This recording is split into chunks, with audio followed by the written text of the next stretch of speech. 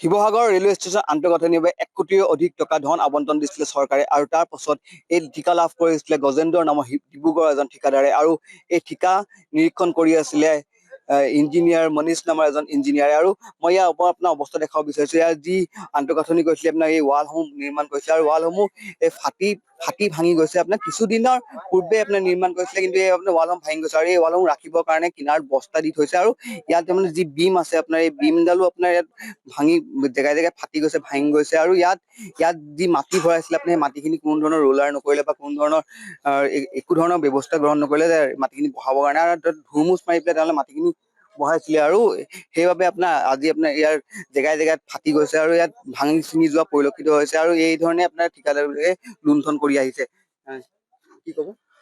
কি ক'ব মানে আপোনালোকে দেখিছে যে শিৱসাগৰ যিটো ৰেল ষ্টেচন, এটা ৰেল ষ্টেচন সকলো যাত্ৰী আচলতে আশা ভৰসাত হ'ল, শিৱসাগৰবাসী আশা ভৰসাত হ'ল। এই ৰেল ষ্টেচনটোত আপোনাৰ ৰাজধানী আদি কৰি বিভিন্ন ধৰণৰ ৰেল আচলতে ৰখোৱাও নহয়। তাৰপিছত আপোনাৰ যিটো এক্সটেনশ্যন কৰা হৈছিল, যিটো বহুৱা হৈছিল ইয়াৰ প্লেটফৰ্মৰ কামটো, সম্পূৰ্ণ চূড়ান্ত একেবাৰে নিম্ন পৰ্যায়ৰ কাম কৰিছে। আপোনালোকে দেখিছে যে ৱাল ফাটি গৈছে, তলৰ যিখন ফ্ল'ৰ বনাইছিলে আপোনাৰ ফ্ল'ৰখনৰ একদম অৱস্থা নাই, চব ফাটি গৈছে। গতিকে এইটো চূড়ান্ত আপোনাৰ যি ৰেল বিভাগৰ যিগৰাকী ইঞ্জিনিয়াৰ, যিগৰাকী অভিযন্তা আছে, আচলতে অভিযন্তা গৰাকী গাফিলতিত হৈছে। আমি এতিয়া জানিব পাৰিছো মনীষ নামৰ যিগৰাকী অভিযন্তা, আচলতে তেওঁ অনা অসমীয়া অভিযন্তা গৰাকী আচলতে ইয়াৰ কামবিলাক চোৱা চিতা কৰিছে। আমি এটা দাবী জনাও যে ইয়াৰ যিবিলাক কাম, শিৱসাগৰৰ কামবিলাক যাতে আচলতে কোনো পধ্যে ৰেলৱে এই কামবিলাক যাতে বেয়া নহয়, আমি শিৱসাগৰবাসী সদায় চকু দিয়ে আছো।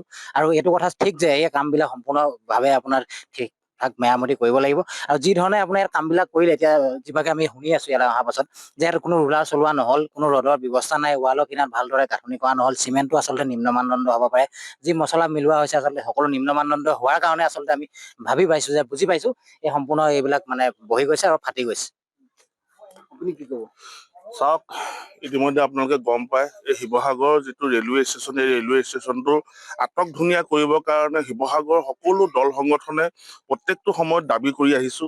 আৰু দাবী কৰাৰ সমানুপাতে আমি কেতিয়াও এইটো নিবিচাৰো যে ইয়াত যিটো আটক ধুনীয়া কৰিবৰ কাৰণে কেন্দ্ৰীয় চৰকাৰৰ পৰা যিটো টকা আবণ্টন হয়, এই আবণ্টনৰ যিটো পইচা, সেই পইচাটো যদি দুৰ্নীতি কৰাৰ ক্ষেত্ৰত যদি তেওঁলোকে ব্যৱহাৰ কৰে, তাত আমি কেতিয়াও শিৱসাগৰ দল সংগঠন আমি ক্ষান্ত নাথাকিম, বহি নাথাকিম, আমি তাৰ প্ৰতিবাদ কৰিম। আৰু আপোনালোকৰ কেমেৰাত ইতিমধ্যে আপোনালোকে আবদ্ধ কৰিছে যে ইয়াত কেনেধৰণৰ কাম হৈছে, সম্পূৰ্ণ নিম্ন মানদণ্ডৰ কাম হৈছে। আৰু এই কাম যিসকলে নিবিদা পাইছে তেওঁলোকৰ ওপৰত আমি ৰেলৱেৰ ঊৰ্ধ্বতম কৰ্তৃপক্ষক আমি অনুৰোধ জনাইছো, এসপ্তাহৰ ভিতৰত তেওঁলোকৰ ওপৰত এটা ব্যৱস্থা কৰি এই এসপ্তাহৰ ভিতৰত এই যিখিনি কাম আছে কামখিনি পুনৰ আকৌ কৰিবৰ কাৰণে আমি দাবী জনাইছো। অন্যথা যদি এই কামখিনি এসপ্তাহৰ ভিতৰত হৈ নুঠে, তেতিয়া শিৱসাগৰ সকলো দল সংগঠন ঐক্যবদ্ধ হৈ, সমূহ ৰাইজ ঐক্যবদ্ধ হৈ আমি এই দুৰ্নীতিৰ ওপৰত মাত মাতিবলৈ বাধ্য হ'ম। আমাৰ এজন ইয়াত কাম কৰি, আপুনি ইয়াত কাম কৰি আছিলে ন? কাম কৰি থকা এজন ব্যক্তি আছে। কি দেখিলে, কি ধৰণে কাম কৰিছিলে? আছিলে আমি হাজিৰা কাম কৰিছো আৰু ইয়াত এটা ইঞ্জিনিয়াৰ, ৰেলৱে ইঞ্জিনিয়াৰ আছিলে। এতিয়া অলপ সেই ৱাল বনাওঁতে আহিছিলে সি।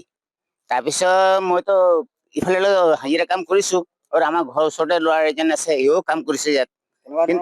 কাম কৰিছে সিহঁতে, ভালকে মাটি চাটি মিলোৱা নাই। তাৰপিছত ডাইৰেক্ট মাটিটো মিলালে আৰু প্লাষ্টাৰ কৰি দিলে, তলত ৰড চড দিয়া নাই, মাটিটো বহিব নাপালে। পাছত আহিছে বৰষুণ, এইবাৰ মাটি তলত বহি গ'ল, গম পাইছে নাই? ৰোলৰ নাই চলোৱা, এনে ধুৰমুচ চুৰমুচ দিয়ে এইবোৰ মিলাইছে আৰু ধাম ধুম কৰিকে এনেকে ফাটি গৈছে। ভালকে বনোৱা নাই, এতিয়া জইন কৰিছে, ৰড চড দিয়া নাই না, ফাটি গৈছে। এইটো ৰড দিলে ভালকে মজবুত হৈ থাকিলেহেঁতেন। সেইকেইটা বেংগলী মানুহ আছিলে, মই কৈ হয় মই গম নাপাওঁ। কাম কৰিছো কিন্তু তাৰ আণ্ডাৰতে মই কাম কৰি, আমি সেইটো ৱাল চব আমি বনাইছো, তাৰ আণ্ডাৰতে সি আছিলে ওচৰতে। আৰু এটা জান বুলি মানুহ আছিলে, ইফালে কাম কৰাইছিলে, ভালে কৰিছে সি, ভালে কৰিছে কামটো, জান বুলি। সেই লাষ্টতে বেংগলী মানুহজন আছিলে ঠিকাদাৰ এটা, সেই কামটো খেলি মেলি কৰিলে, গম পাইছে নাই?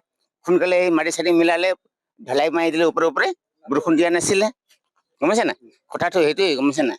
আৰু ইঞ্জিনিয়াৰটো আছিলে ইয়াত, চাই আছে ইঞ্জিনিয়াৰটো, ৰেলৱে ইঞ্জিনিয়াৰ।